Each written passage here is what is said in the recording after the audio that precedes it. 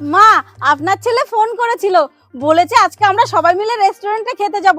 আপনাকে আজকে আর পুজো দিতে যেতে হবে না, তাড়াতাড়ি রেডি হয়ে নিন। কি? তোমাকে ফোন করে বলেছে আমাকে যাওয়ার জন্য? না না বৌমা, আমার বাইরের খাওয়া সহ্য হয় না। তোমরা দুজনে গিয়ে রেস্টুরেন্টে খেয়ে এসো, আমি না হয় বাড়িতেই কিছু বানিয়ে খেয়ে নেব। কিন্তু মা, আচ্ছা ঠিক আছে, আমি না হয় আপনার জন্য কিছু বানিয়ে দিয়ে যাই। না না বৌমা, তোমাকে আবার কষ্ট করে আমার জন্য খাবার বানাতে হবে না। তুমি বরং রেডি হয়ে নাও, নাহলে যখন তখন খোকা চলে আসবে। আচ্ছা ঠিক আছে।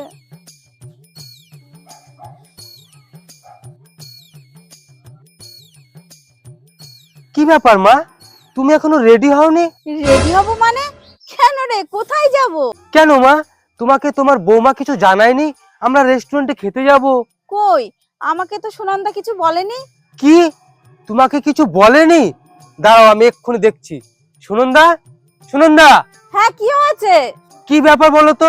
আমি তোমাকে বারবার করে বলে দিলাম মাকে বলে দিতে আমরা রেস্টুরেন্টে খেতে যাব, তুমি নাকি মাকে বলনি।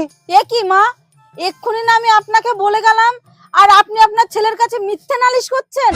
দেখেছিস খোকা, তোর বউ আমাকে তোর কাছে কতটা মিথ্যাবাদী বানাচ্ছে। ও কিন্তু আমাকে এক ফোঁটাও বলেনি।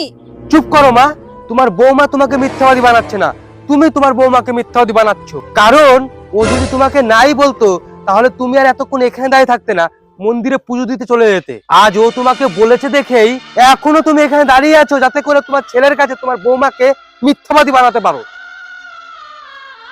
বাবুরে, হ্যাঁ আমার ভুল হয়ে গেছে।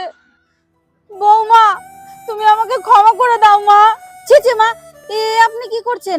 হ্যাঁ, আমার কাছে ক্ষমা চাইছেন কেন? ক্ষমা তো আমি আপনার কাছে চাইবো, কারণ ছোটরা ভুল করলে বড়রা সেটা ক্ষমা করে দেয়, আর বড়রা ভুল করলে ছোটরা সেটা ধরিয়ে দেয়। এই, আমরা রেস্টুরেন্টে খেতে যাব না। তুমি এক কাজ করো, ঘরে ঢুকে চেঞ্জ করে বাজার থেকে খাসির মাংস নিয়ে আসো। আজকে বৌমা শাশুড়ি মিলে জমিয়ে রান্না করব। তাড়াতাড়ি এসো। চলো মা। হ্যাঁ বন্ধুরা, প্রত্যেকটা বাবা মায়ের যেমন সন্তান ভুল করলে তার ভুলটি ধরিয়ে দেওয়া উচিত, ঠিক সেই রকমই সন্তানদেরও উচিত বাবা মা ভুল করলে তাকে ধরিয়ে দেওয়া।